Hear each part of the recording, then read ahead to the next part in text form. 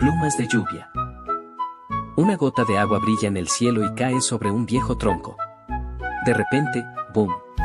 Un pequeño fénix de agua aparece de la nada, sacudiendo sus plumas como si fuera un perro mojado.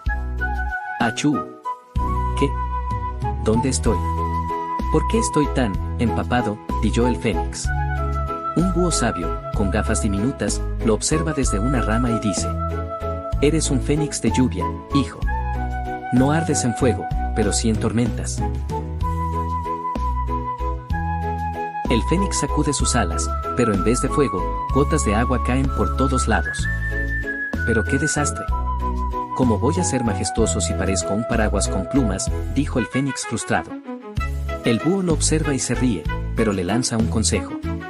«Majestuoso no es quien brilla más, sino quien sabe quién es. Prueba a volar cuando llueva».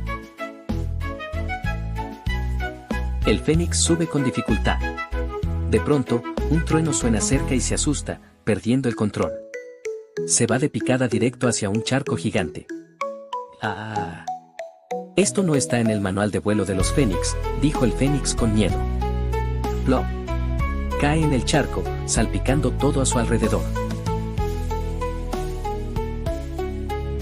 Justo cuando el fénix se siente derrotado, la lluvia empieza a caer más fuerte. Sus plumas reaccionan y su cuerpo brilla con la luz del agua. «Oh. No necesito fuego. La lluvia me da energía», dijo el fénix asombrado.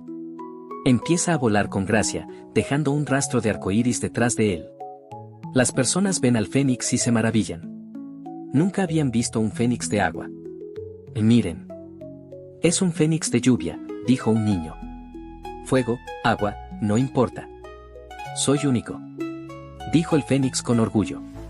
Mientras se aleja volando, el búho lo observa con orgullo y dice sonriendo: «Y así nace una leyenda».